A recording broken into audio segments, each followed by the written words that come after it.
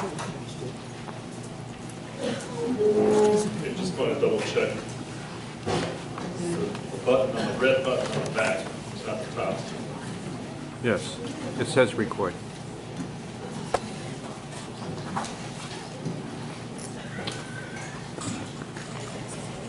Again, everybody, welcome to St. George Greek Orthodox Church and our 12th annual St. Gregory Palamas Festival of Light Lenten Retreat. Hard to believe we've been doing this for 12 years now, but it's been a wonderful, glorious 12 years with many different guests who've been with us. And this year we have another special guest, preeminent speaker, Father Barnabas Powell. And I'm going to read a brief introduction. For those of you, I'm sure you would receive the flyer. You could read his extended resume and biography. Father Barnabas has a Master's of Divinity degree. He's the priest of Saints Raphael, Nicholas, and Irene Greek Orthodox Church in Cummings, Georgia. He graduated from Holy Cross Greek Orthodox School of Theology and was ordained to the priesthood by Metropolitan Alexios of Atlanta in 2010. He attended Toccoa Falls College in Georgia. Before this, he was in law enforcement in Metro Atlanta from 1981 to 1992 and served the state of Georgia as a probation officer. In the early 1990s, Father Barnabas planted the Church of the Firstborn in Woodstock, Georgia, and worked in radio and television with some of the largest evangelical Protestant media ministries in the country. Father Barnabas, along with 20 families of that church that he pastored, converted to Orthodoxy in November of 2001. Father Barnabas is the founder of Faith and Courage Ministries, dedicated to using media to share the Orthodox faith. Father Barnabas is married to Connie Demas, and they have two daughters, Alexandra and Katerina. So I've known Father Barnabas for a few years. One of the main reasons that we know each other is that we are both chaplains with IOCC Frontline Ministry, which is usually priests and others who've been specifically trained to go into places of disaster to provide spiritual and emotional care.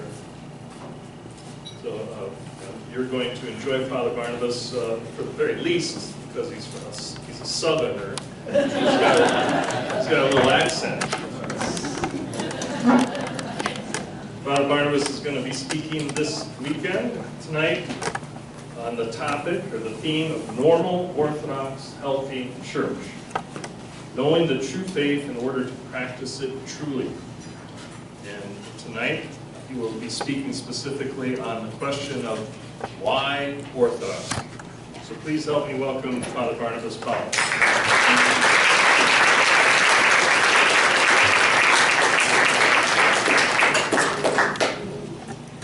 Okay, let's clear up one thing real important.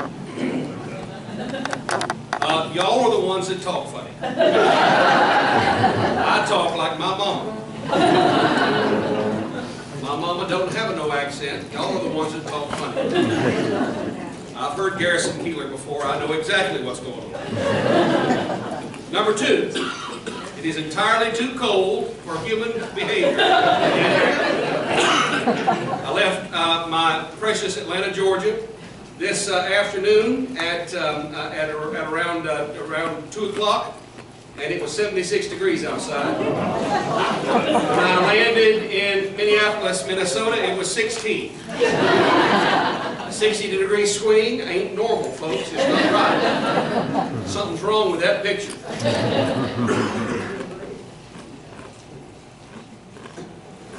It is my privilege and my honor to be here this evening, and Father's kind words and his invitation to come up here, which I thought we would already be in spring by now, but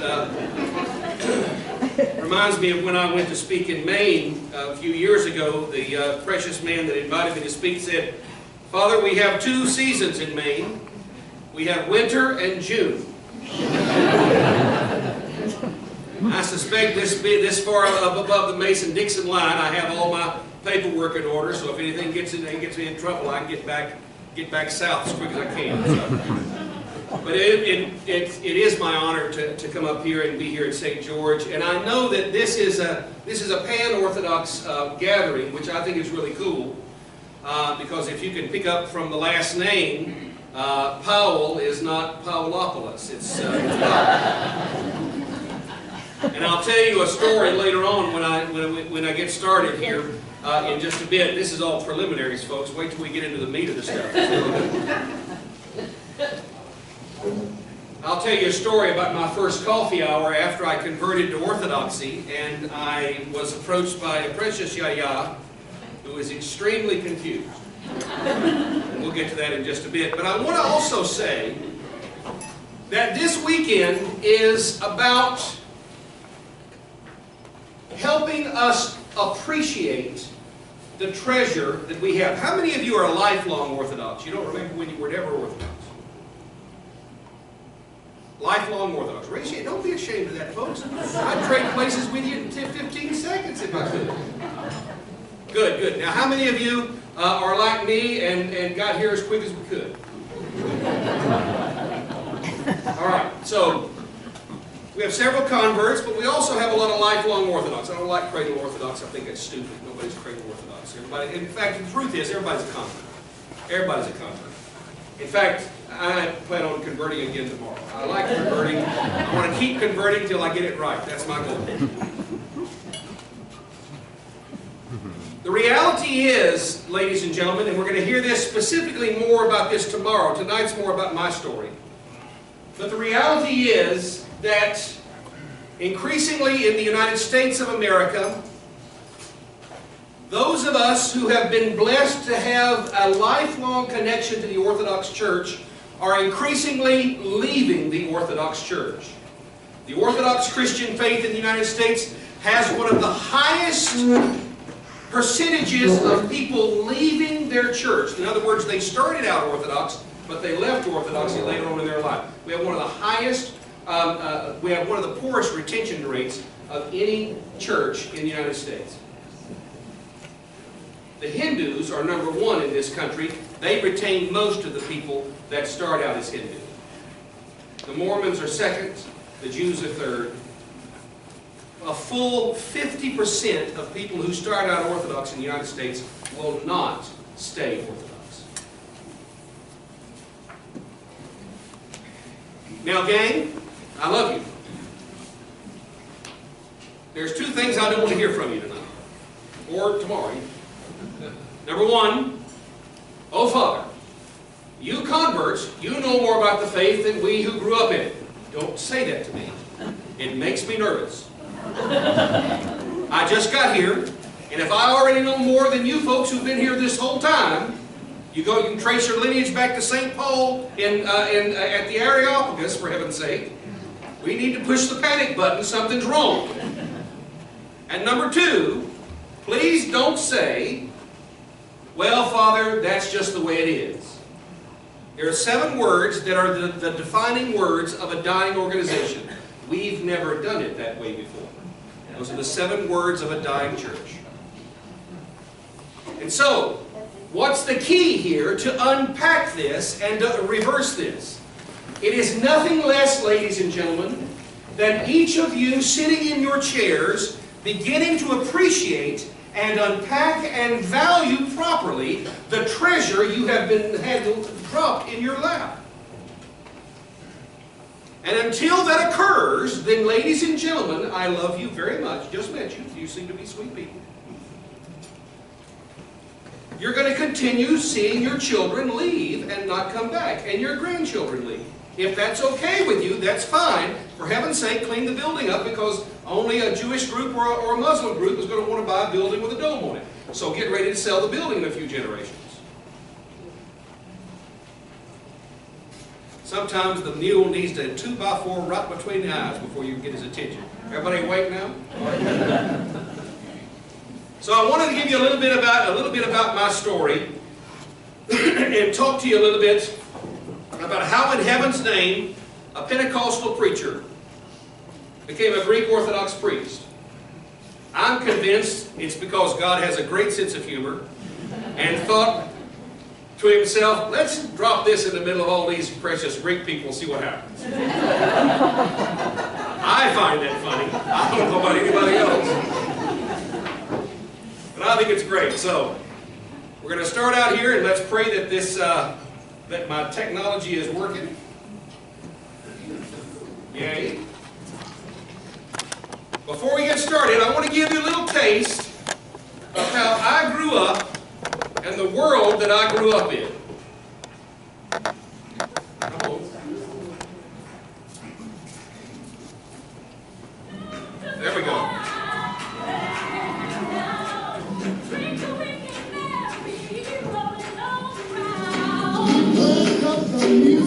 We danced all around, shouting hallelujah as His glory came down. Oh, it's just our style, the way we do our thing. We're the Pentecostals, baptized in Jesus' name. I'm a Pentecostal.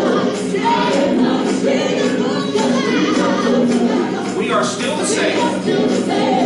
We worship only one God. Jesus is His name.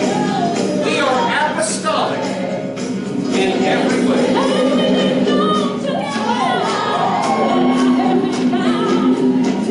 Sunday morning, children.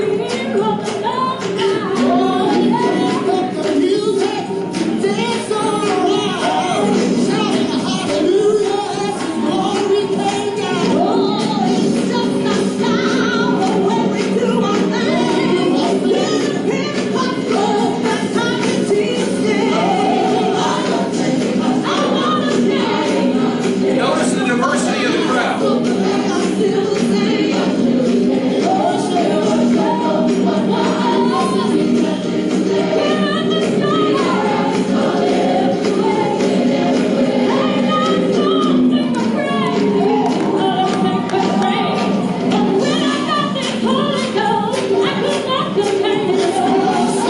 It's more exciting than a party, higher than a drum. It's the greatest feeling being washed in His blood. So if you're tired of religion's done you wrong. Feeling sad and empty, no longer have a song. The story is not over.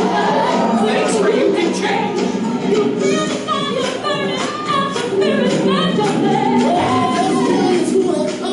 And millions on the way. They're leaving their dead churches for this Pentecostal thing.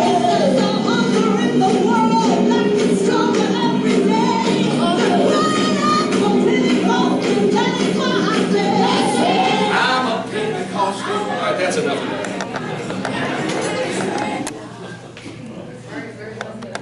Now, I want you to notice something. That's the world I grew up in. That's the world that was normal for me. That was my idea of Christianity. In fact, as I was growing up in the Pentecostal world, I was mesmerized by the preachers. I was mesmerized by their preaching and how they moved the congregation and they moved the crowd. And it was exciting. It was thrilling.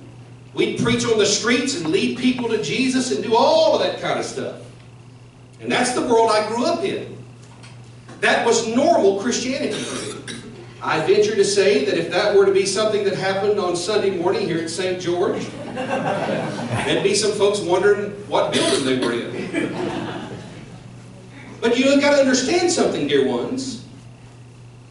Those of you who are lifelong Orthodox, there's more of us than there are you. The vast majority of men and women that you come in contact with, that you talk to at work, that you talk to at school, that your kids deal with all the time, they come from a radically different tradition than the Greek Orthodox faith. And if you are unaware of two things, if you are unaware of where they're coming from and the treasure you possess, that is the twin illnesses that will see you be blindsided by your kids doing something else with their life. It happens over and over and over again. So, the question becomes, why would a Pentecostal preacher become a Greek Orthodox priest? Well, it all started in a galaxy far, far, no. It all started as I was going through my undergraduate degree, and I got my undergraduate degree in theology. And when I graduated from school, I had to spend a summer as an intern at a local Pentecostal church in Nashville, Tennessee. And so I went there, and I began to serve in this church. This church has had 6,000 people in it. It was amazing to preach to a 6,000 person crowd. It's pretty cool. And I spent the summer there, and the assistant pastor started telling me some stuff. And because I was sharing with Dan Scott was the assistant pastor of the place. I was sharing with him, I said, you know, Dan, I keep doing everything that I've been taught to do, and yet I still feel like something's missing. He said, well, you know, something happened to me last year. I went on a mission trip to Russia. I said, you did? He said, yeah. And I came across this building, this church building, that was built in the 7th century. And I said, oh, what about it? He said, well, don't you understand? That's before Pentecostalism got started. So I said, well, tell me more. This is intriguing. So he told me to read a book, and I read a book about Orthodoxy and the Orthodox Church, and man, it just hooked me. I thought it was just fascinating. And I began to read more and more, and I started making the sign of the cross, and everybody thought I was strange. And as I began to read and I began to study, I became convinced that something was going on here. Now, you got to understand something. My first part of my life, my adult life, began as a police officer. I was a police officer in Metro Atlanta from 1981 to 1992, 93. And I ended as a probation officer for the state of Georgia. And the reason why is because my grandfather was my hero, and he was a City of Atlanta police officer. And so as I was a police officer, I would, and if you want to hear war stories about police work, that's fun, because I was on the DUI task force, and I would have given them money to do that job. It was a great fun to arrest drunk people. It's fantastic. But as I spent all that time, I finally remember, and during that time, I really got away from the faith, I got away from the church, and I won't forget I was in a place, and a lady walked up to me and said, you know, you talk just like a preacher. Really? I remember walking outside, looking up at the sky and said, you mean to tell me you'd follow me in here to remind me who I am?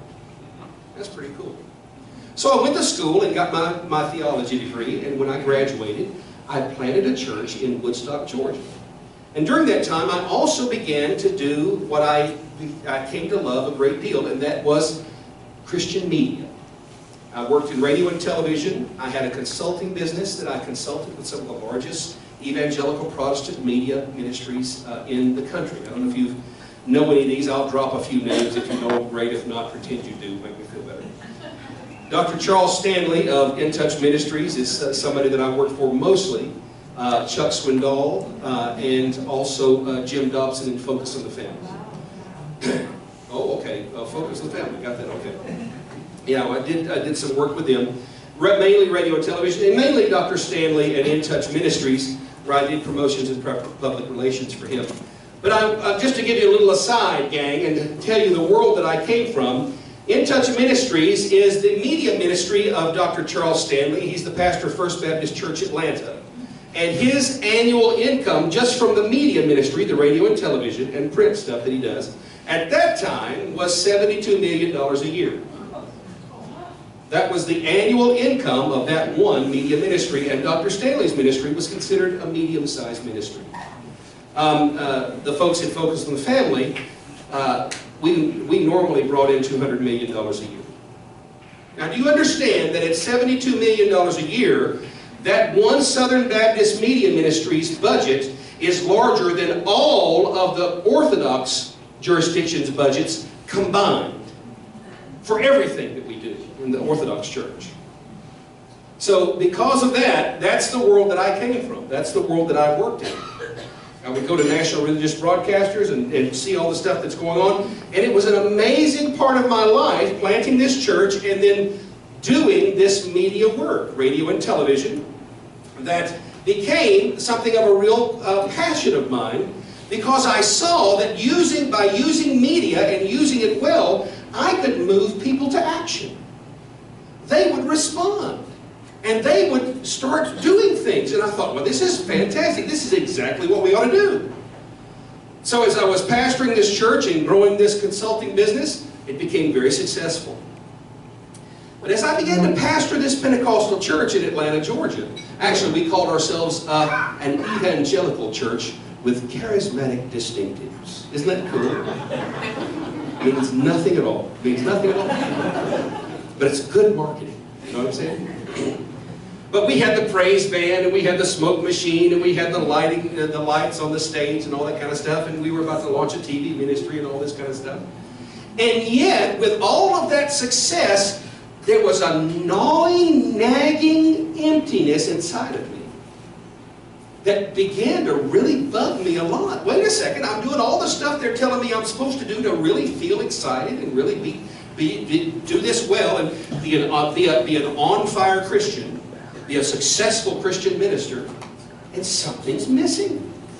My best friend, Rod Loudermilk, and I, we worked together in the church that I pastored. And Rod and I decided we were going to start reading more church history. So we started reading church history. And every Thursday we'd get together and have a beer. Just one. Because we were teetotalers. I mean, when I was growing up in the Pentecostal church, we didn't even use rubbing alcohol in this stuff. We didn't do anything. I remember my preacher preaching against NyQuil, for heaven's sake. It had high alcohol content. Demon-driven.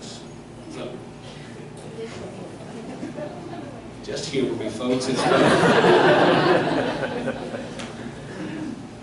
And so Ron and I would get together on a Thursday, we'd have a beer, and we'd talk about the church history that we were reading. And I kept telling him, I said, Ron, I keep coming across these Orthodox people. They're wonderful. I really think there's something to this. I said, have you ever seen one?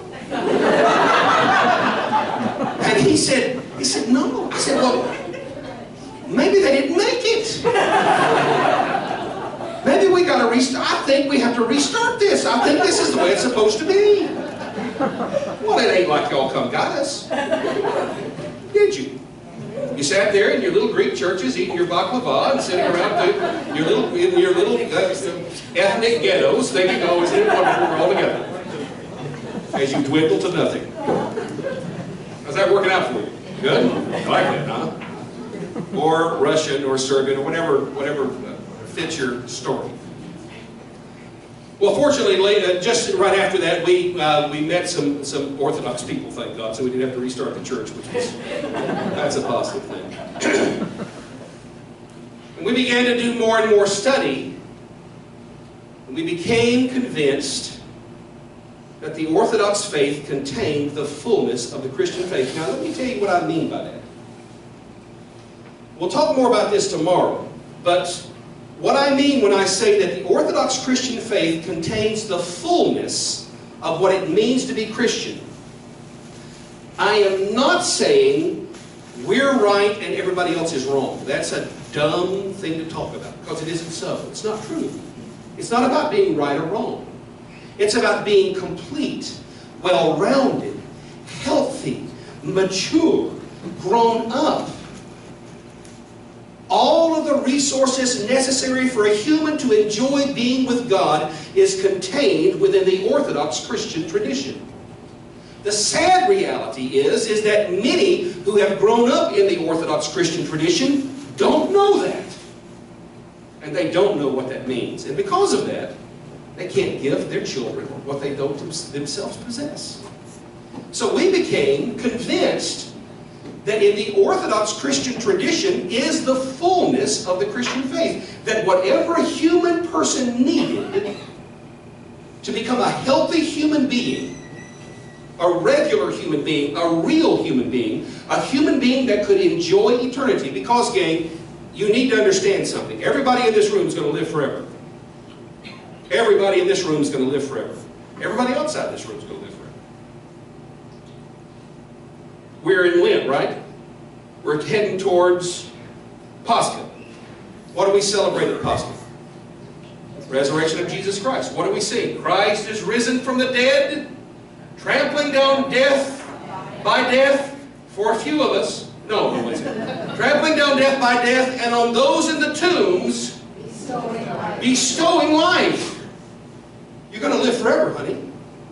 Death has been defeated. Now the only issue to be settled, will you know how to enjoy it? In the Orthodox Christian tradition, this is the perfect school to train a human to enjoy living forever.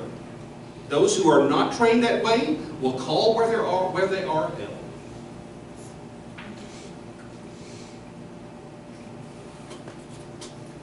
That's where you say amen and good preaching. That's what Jesus. Hold on, let go. Because that's true, because that's what we discovered, we began to move towards becoming Orthodox. Now, you got to understand something. Our journey started in 1992. Reading and studying. I was the only Pentecostal church in the United States, I bet you, that had an icon of Christ and the Theotokos behind the pulpit. I was the only Pentecostal church in the whole country that had the Lord's Supper every Sunday. I'm sure.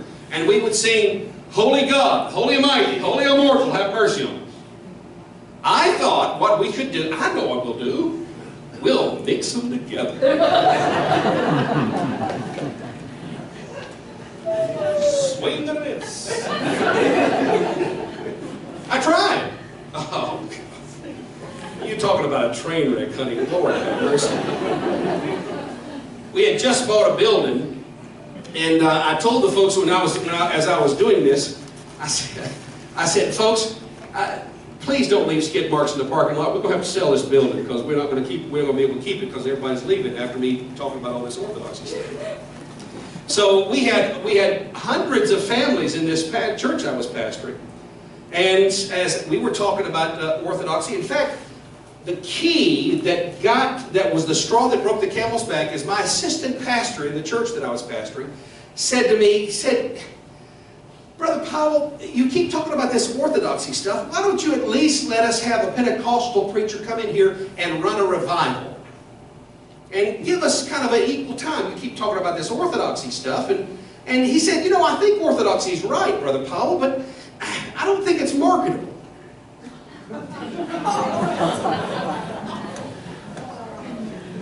He was wrong, by the way. I'm proving that. But anyway, I said, all right, you get you an evangelist in here. We'll do a revival. So for 1 week, this fella preached every night and tried to get folks to get the Holy Ghost. If you don't know what that means, don't matter. It doesn't matter. Forget it. And I sat the whole week praying, God, please don't let this man hurt my people. They're good folks. They're innocent folks. They're good people. Please don't let them hurt them. And at the end of that week, I said, I'm done. I'm not going to do this anymore. I'm finished. I am not going to keep trying to mix oil and water. These two things don't go together. Because, watch this, gang. This is free. This won't cost you a thing. This is actually worth the price of admission right here. The purpose of Orthodoxy, pay attention. The purpose of Orthodoxy is to create a sober human being that can live in reality.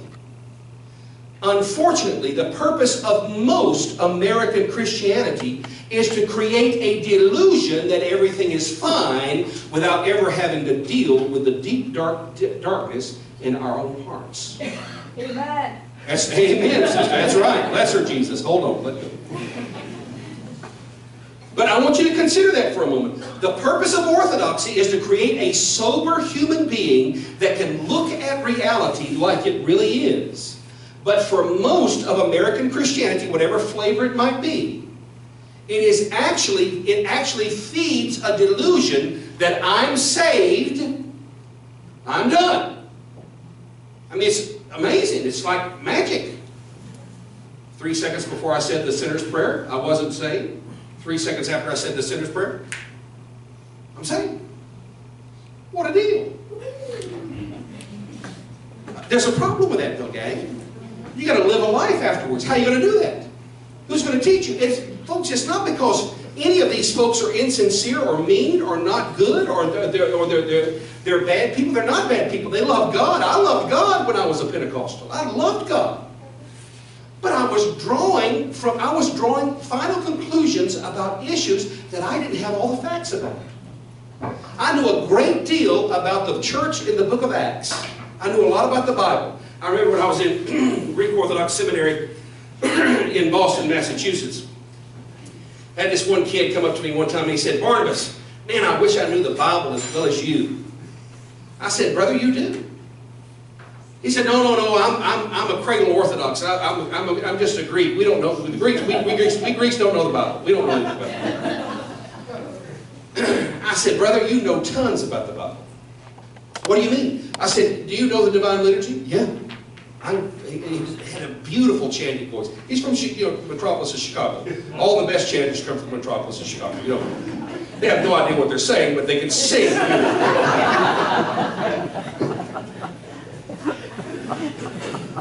This kid could, he was a beautiful chanter, fantastic. And I said, "Man, you know more about the Bible than I do. You just don't know where it is in the book. But brother, I'd trade places with you in a heartbeat if I could have what you have." Just like that. And he was amazed. And you know, the truth is, those of you who are lifelong Orthodox, that's true of you as well. You just don't know it. And that's the real tragedy, that the enemy has pulled the wool over your eyes thinking that you have anything to hang your head about. Anything that you need to be ashamed of, or that you need to hide, or you need to be afraid, or you need to be reticent about sharing this faith. Angels, you have the treasure. We've just said it just a little while ago at the Sunday of Orthodoxy. This is the faith that creates the universe. Don't you remember the hymn? This is the faith that creates the universe. You have that. What are you going to say to these poor hungry spiritual folks wandering around in St. Paul, wondering where in the world they're going to feed them? They're going to feed their soul. And here you've got this treasure, and nobody ever tells them about it. Do you see a problem with that? What am I going to say on the last day when I stand before the King of the universe and he asks me, "Did you ever give your neighbor any of this spiritual treasure?" Oh, Lord, I didn't want to be embarrassed about not knowing about what John 3:16 meant or anything like that. So I didn't say anything. Plus, he wasn't Greek, you know. So we'll get to the Arabs in just a second. Let's just say that that's haram. Don't pull anything past this little southern boy. I'm not as dumb as I look. With this treasure in your lap, this means it is our responsibility to unpack this treasure. And as we began to journey in this faith, as we did this week-long revival in this Pentecostal church, I got fed up. I got tired of praying, "God, please don't let this man hurt these people. They're good people." At the end of the week, I told the church board, I said, "Guys, I'm done. I'm becoming Orthodox. I'm done." My best friend Rod said, "Yep, I'm done too. I'm becoming Orthodox." They went into a panic. In the Pentecostal world and the evangelical Protestant world, you've got to understand, it mainly is a cult of personality many times. When you have a successful pastor in a growing church, it's really based on his personality and so on and so forth. I know that that's a shock coming from somebody like me, but it really is true. And because of that, they were very nervous about that. So they said, "Pastor, would you give us 1 year? Teach us anything you want. Give us 1 year." And so I did. And at the end of that year, out of all those hundreds of families, only 20 came. And we entered the Orthodox Church in November of 2001. That's okay. Go ahead. That's a good thing.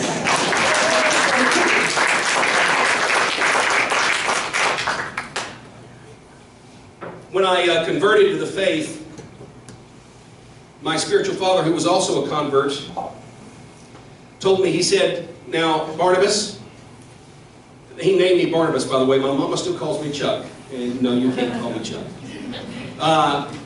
But my birth name is Charles. But my spiritual father said, "You're Barnabas." And I said, "Okay, I'm Barnabas." He said, "Barnabas is the Hebrew name for Barnabas, the son of encouragement." He said, "That's who you are. That's who you're going to be." And I said, "Oh, well, God, by God's grace." And so I'm Barnabas now. And he said, Barnabas, when you get married, and you're going to get married, I wasn't married when I entered the church.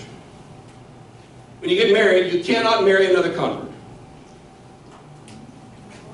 Okay. I understand, it's important that obedience is a big deal in the Orthodox faith. Now, you remember, my spiritual father was a convert himself.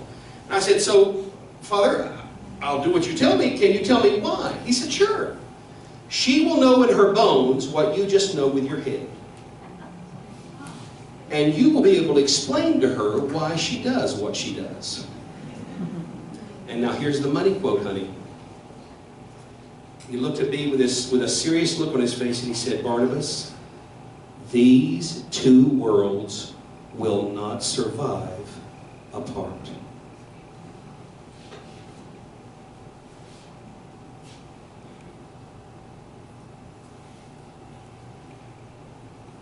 I travel all over the country speaking in Orthodox churches, and you know one of the most common comments I get? Oh, Father, we're so grateful you're here. You stir up in us lifelong Orthodox a love for our faith and an appreciation for our faith that we haven't had before. Ding, ding, ding, ding, ding. And you know what I look at them and say? And you know what you do for me? You remind me that this thing didn't come out of the sky yesterday. It's been around for 20 centuries. It's the reason why I spent all that time learning Greek in seminary. So we convert. And I go to a local Greek Orthodox church in a city. I won't tell you where, so in case you have, I'm sure you have a cousin or in a second. I promise you there's somebody that belongs to one of them. That's true. It's amazing. I go anywhere in the world. Oh, do you know so-and-so? Yeah, they're my third cousin, twice removed. And so, I have 3 cousins. That's it. My wife. We haven't figured it out yet. No. It's in the 50s. I don't know. It's amazing. So we go to coffee hour, and I have my little name tag on, Barnabas Powell, and the little yaya walks up to me, and she says, Powell.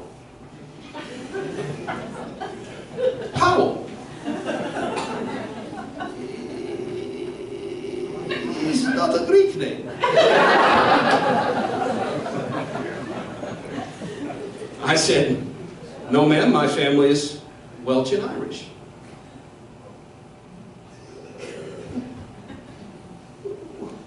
What are you doing here? Don't you have your own church to go to?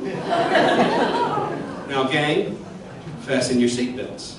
Yaya is about to have her mind blown. I look at Yaya and I say, dear, this is my church. What? Why? You see, Yaya was not upset that I was there. She was thrilled I was there. We became big friends.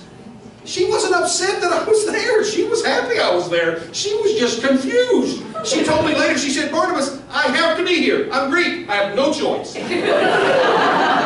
have to be here.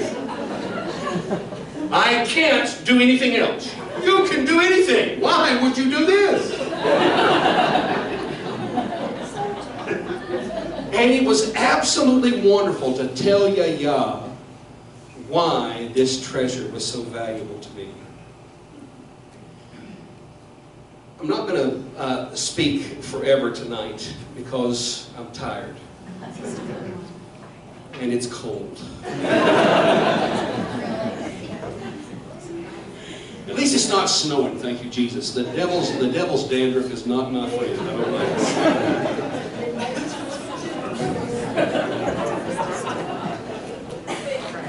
You know what's so neat? You ain't never seen nothing like this before, have you, baby?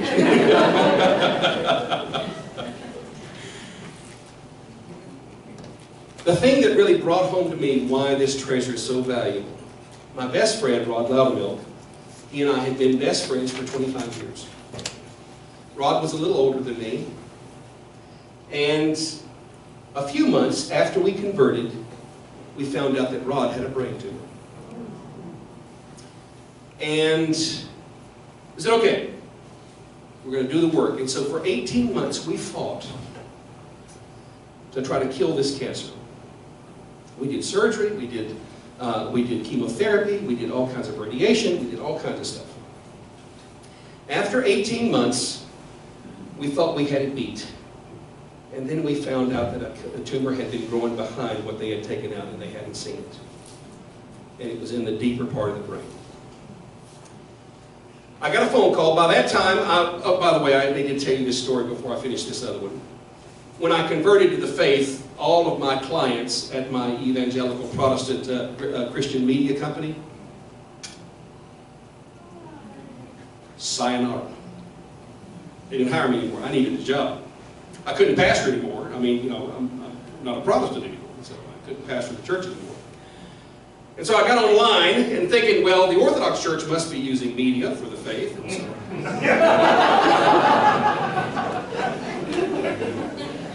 why are you laughing?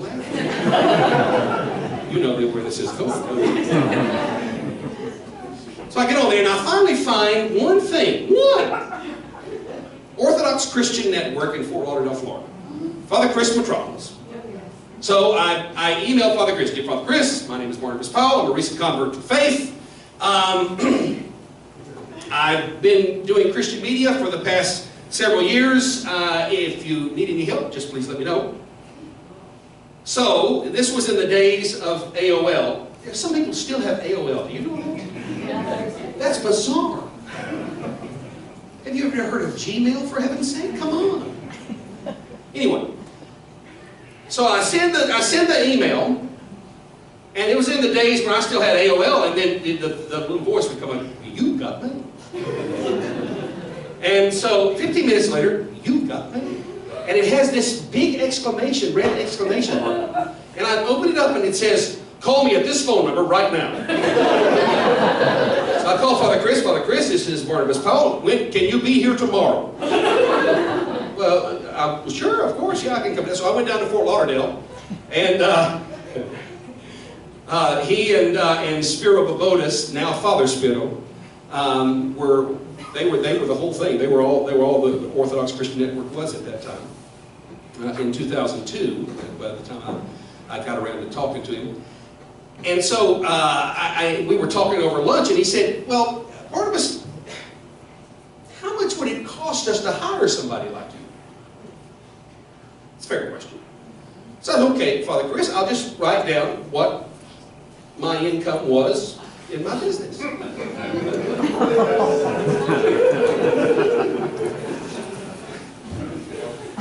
haven't even got to the punchline yet.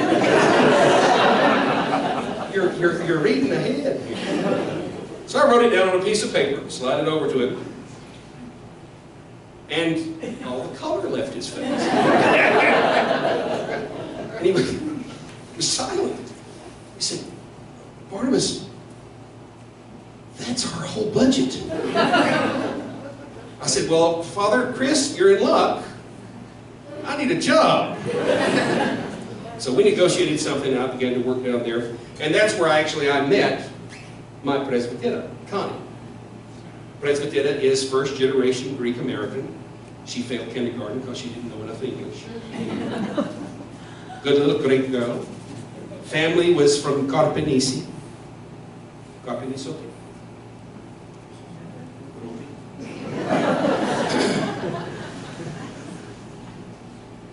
So we meet and we fall in love, and we get married later on. We have 2 kids. Go to seminary. Here I am. But the point is that Father Chris and I began to work, and I would travel all over the country, and I would speak for OCN, and now becoming a priest, and now doing all this work. But in the midst of all that traveling, I got a phone call one night from Rod's wife.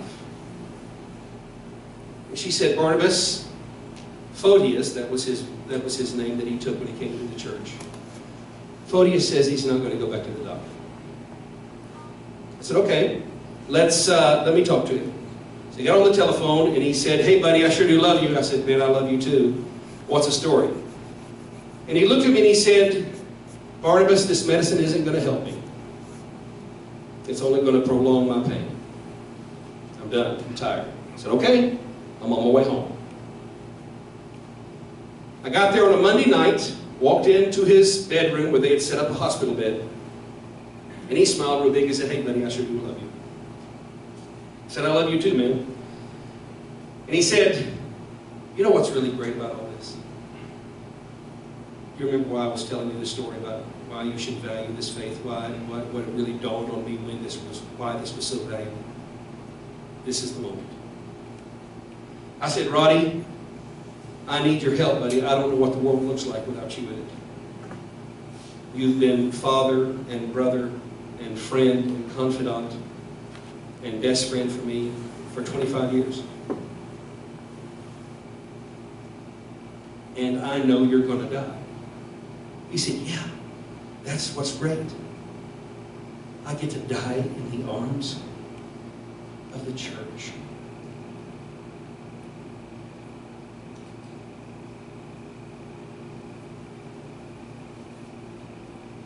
We sang the Psalms, Orthros and Vespers in the morning and in the evening.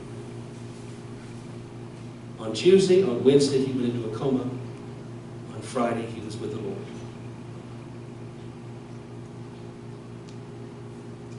The reason why a Pentecostal pastor would become a Greek Orthodox priest is because, my precious angels, there is nothing more valuable than learning how to die well and in the arms of the church. In fact, the paradox of orthodoxy is this, that until you learn to die well, you will never live well. Until you learn to die well, you will never learn to live well. And orthodoxy is the perfect school for our souls to learn how to do that. Why would a Pentecostal pastor become a Greek Orthodox priest? I'm going to live forever. I want to learn how to enjoy that. Tomorrow, we will talk about what a healthy Orthodox parish looks like. We will start with bad news, and then we will eventually end the day tomorrow with good news. But make no mistake about it, ladies and gentlemen, if this sounds like I'm being an alarmist, it's because I am. I love my mother. I mean, you love your mothers? I love my mother. I want my tribe to be Orthodox. Many of your tribes have been able to be Orthodox for centuries. Why in heaven's name should you hear this good news over again, over and over again, when my tribe has never heard it once? I mean, if you're not going to appreciate it, we will. It's not the first time God's taken away a treasure from one group because they wouldn't appreciate it and give it to another group. How do you think the Greeks got it?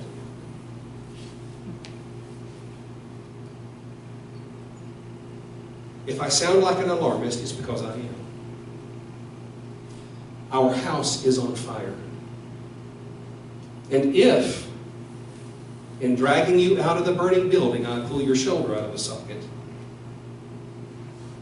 suck it up, snowflake. And deal with reality. Because make no mistake about it, my precious friends, every person in this room is going to keep a divine appointment where you're going to come into the unfiltered light of God Himself. And unless you have used your time wisely to get to know that light in the beauty and the mystery of the liturgical life of the Orthodox faith, you will shield your eyes because you can't stand the glare. Orthodoxy teaches you how to be human. And that's why a Pentecostal pastor became a Greek Orthodox priest. Thanks. Any questions? Any other questions? By the way, before we get into questions, I'll let you ask some questions. Commercial time. A Faith Encouraged is my first book. It is based on, I do Orthodox media ministry. Isn't that cool? Who'd have thought? Radio and television.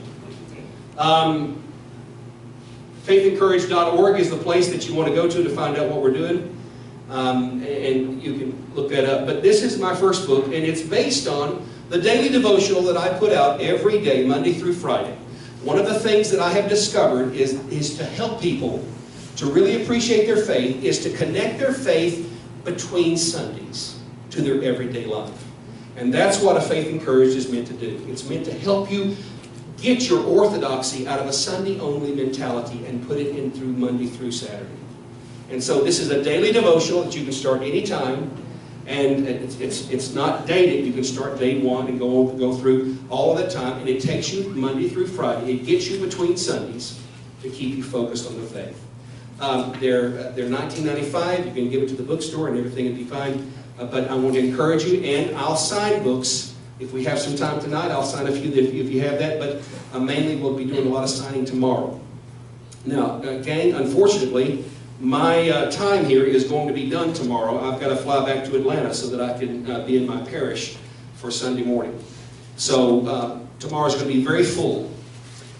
You're not going to want to miss it, because we're going to give practical ways for you to make sure that you are a healthy Orthodox Christian. Healthy Orthodox Christians make healthy Orthodox parishes. Healthy Orthodox parishes make healthy communities. And healthy Orthodox parishes grow.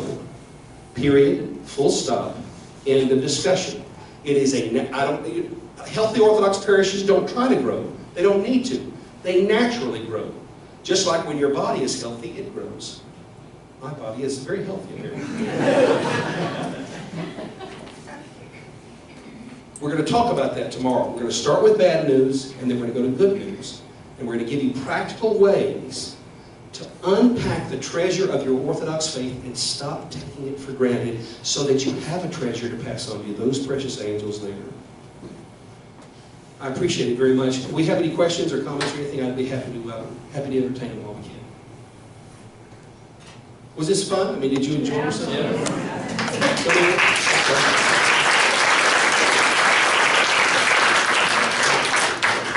So, why?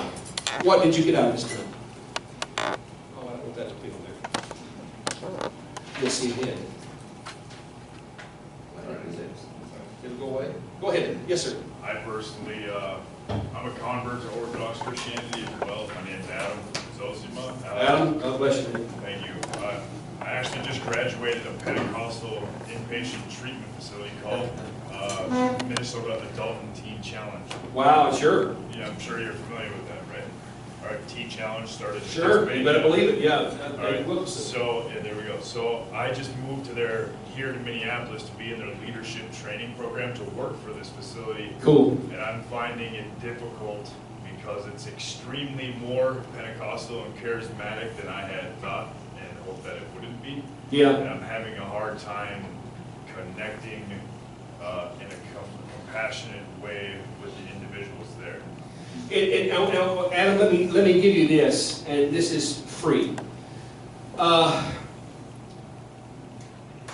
I'm convinced that Pentecostals make great Orthodox converts because they are already dealing with what is the basic weakness of Western Christianity, and its overemphasis on cerebral and scholastic thinking. Western Christianity is very, very cerebral and very scholastic, and really it overthinks things a million times over. Pentecostals already see that that's a problem. Unfortunately, I will tell you, when I told my dad I was becoming Orthodox, he was brokenhearted. He said, "Son, why in heaven's name would you become Jewish?" Now, you're not surprised by that, are you? You've been asked that same thing. Are you Jewish? We're really Jewish.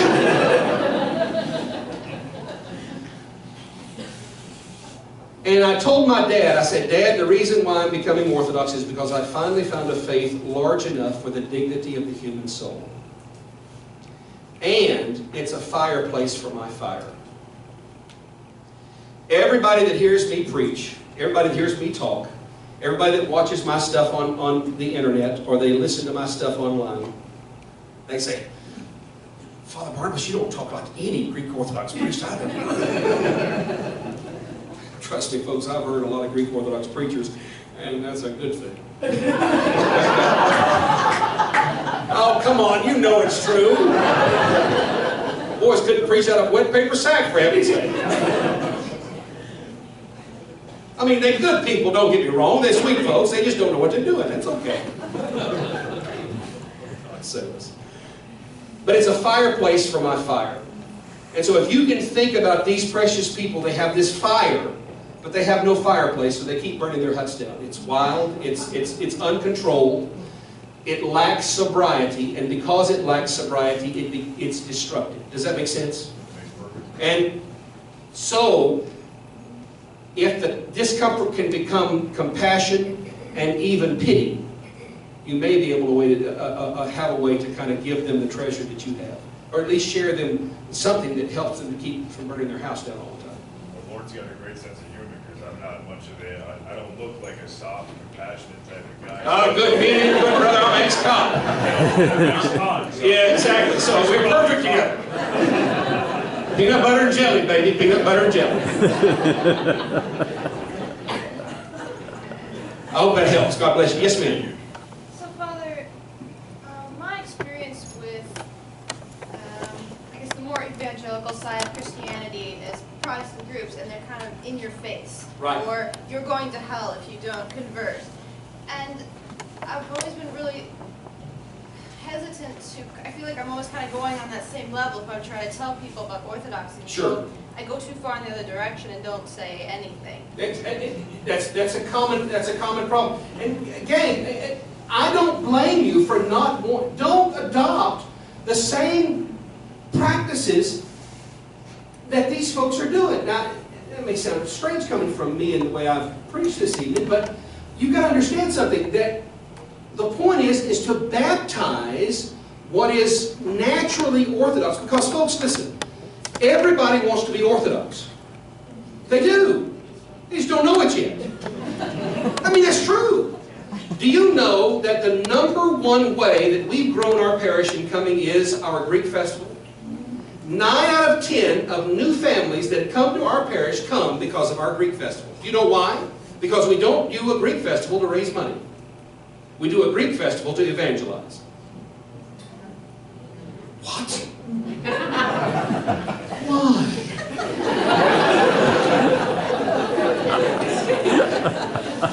Don't you want the sandals to pay your bills? That's a lot of integrity, gang. God bless you. Let's say this. The challenge is this.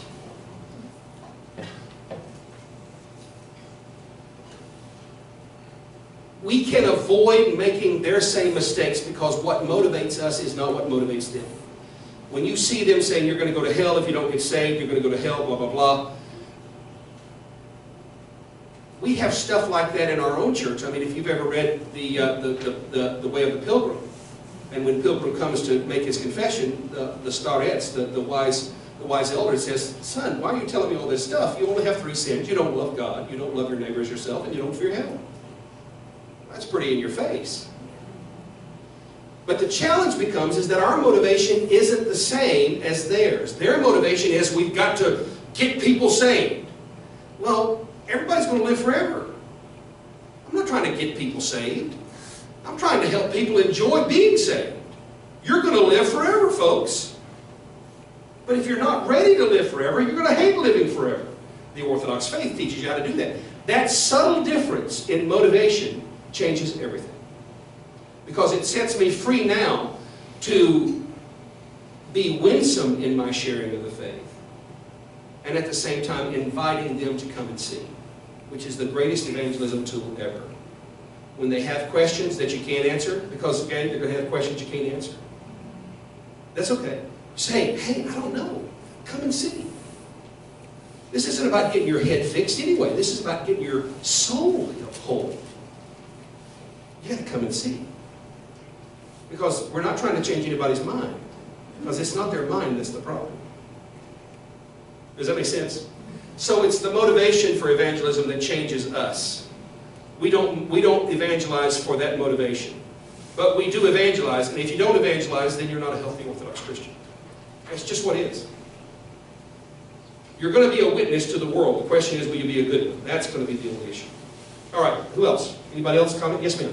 Do you miss the joy and exuberance of the Pentecostal? Heck no. Because I got the joy and exuberance. That's who I am, sister. And I will tell you this: there are times when I miss some of the hymns. In fact, we do a clergy retreat twice a year in a retreat center that we own in South Carolina. And there's a boy that works at the retreat center who is an old Southern Baptist piano player. And every time we go up there, he wants to have me come to the piano and sing some old hymns.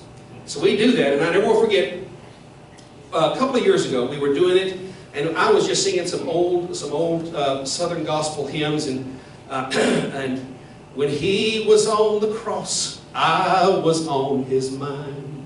And we were doing all these songs, and it was just really touching, because you got to understand, as I was growing up, one of the things that my grandmother would do with us, because we had, this is going to get too involved. Every year, we had a new song book come out that was the shape note singing. Anybody ever heard of shape note singing or fa sol la? You know what I'm talking about. And so every year, Hymns of Melodies or some of the other groups would put out a new hymn book. And my grandmother would sit up at the piano and we'd learn all the songs in that hymn book. Well, that's a precious memory for me, and I love it very, very much. And so I was singing all these songs, and I went over to the bishop, and he was saying, you know, that's really fascinating. I said, you know what, Bishop, you got to understand something. I'm a convert to the faith. I will never hear those hymns in church ever again. I never will. And it hit him like a ton of bricks, and he began to weep. And he looked at me and he said, you have paid a high price to do this. And I looked at him and I said, Bishop, if it had been 1,000 times more expensive, I'd have still done it. That's what this is worth. So, I haven't lost it. I just want sobriety now. I don't want to be intoxicated with something that's going to addict me. I want something that's going to make me sober and awake. Yes, ma'am.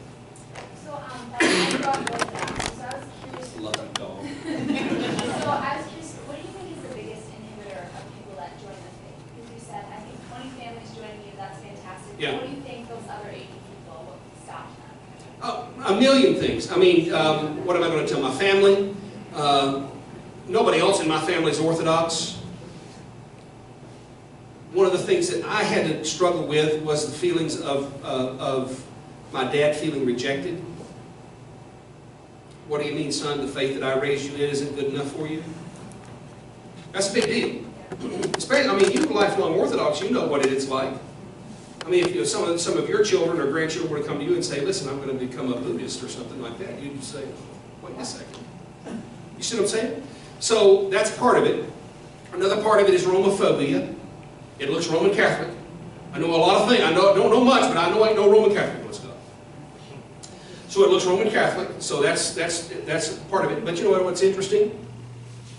When Rod and I converted, we wrote a little book called The Road to Byzantium that actually became A Journey to Fullness, which is a 16-part video series that I just produced with a workbook to introduce the Orthodox faith to the average American.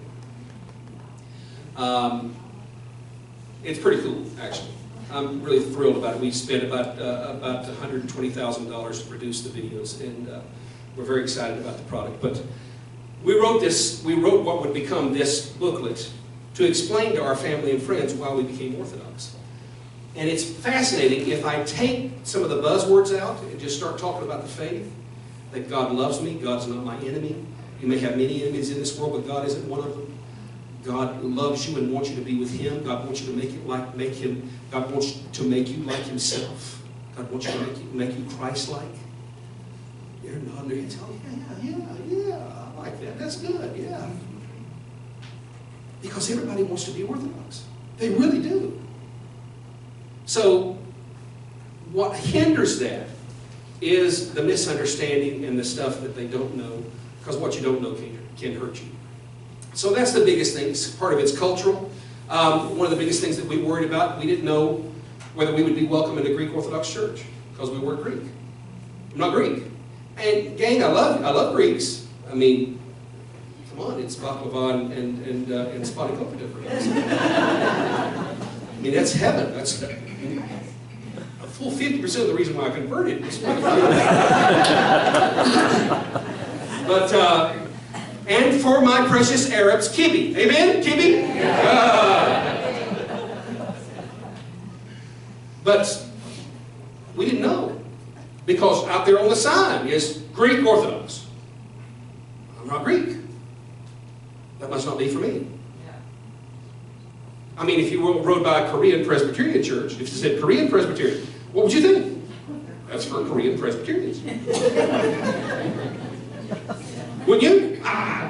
Gang, I'm just saying, okay? I'm not making any conclusions. I'm just saying. So we've got those hurdles. Now listen, I don't have any problems with hurdles, because this ought to be hard. It ought not to be easy.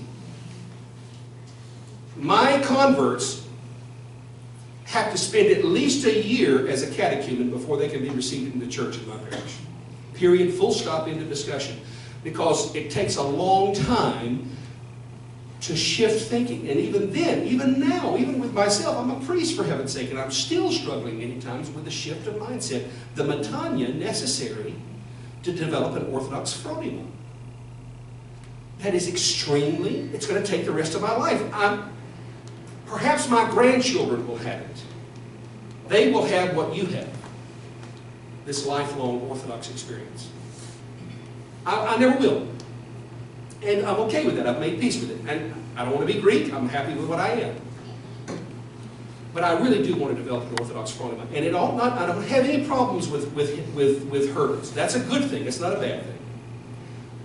The problem is to pretend there aren't hurdles, or to not be aware of what those hurdles should be. Does that make sense? In other words, there should be, some of these hurdles that we put in front of people ought to be taken down.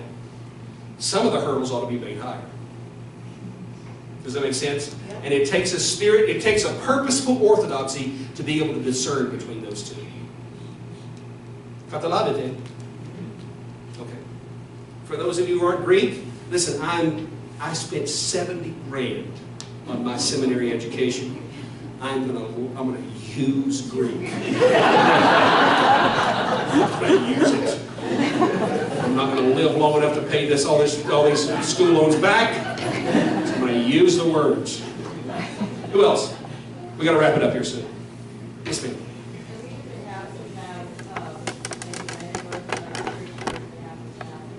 Well, we already have a United Orthodox Church. We don't have an administratively United Orthodox Church. That will happen, but not until we're Orthodox enough. When we're Orthodox enough, it'll happen. Because unity is a gift of the Holy Spirit. It is not something that we're going to be able to create by ourselves. Because I guarantee you, listen, folks, I like what Father, oh goodness, no, not Father Alexander Schmidman, the other one that does it. Meyendorf. Father Meyendorf said, orthodoxy is the right faith given to the wrong people. But who else needs it? The wrong people are the ones that need orthodoxy. So I think that's, I'm Orthodox, so I'm one of them, okay? So, we already have a United Orthodox Church. We're united at the cup. Are we our own worst enemies? Sure. Because we're not very bright when it comes to the faith. Although we are the most educated subgroup of Americans in the United States, and we're the third wealthiest in the country. We're the third wealthiest. And why in heaven's name you insist on making your churches paupers, I'll never know. Why in God's name you fuss and carry on about tithing, or you fuss and carry on about actually funding your parishes like you should. I don't get it, gang. I'm sorry. I come from a world where $72 million a year is given to fund a media ministry. So when I hear about parishes, I went to my parish in Cumming, Georgia, and they told me their annual budget, and I almost got in the car and ran. You mean to tell me y'all have a parish this size and that's your budget? Do you not care about your church? And then you fuss about it. Fuss about the pastor's salary. Fuss about paying this. Fuss about doing that. You try to all the time bring the kingdom of God under budget. I don't get it. I don't get it. It just doesn't make any sense to me. And it flows because you don't value the faith. You just don't. If you did, you'd fund it. I'm leaving tomorrow night.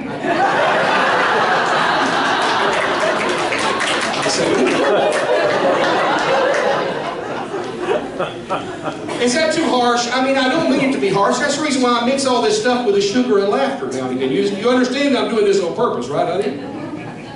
I ain't as dumb as I look, trust me.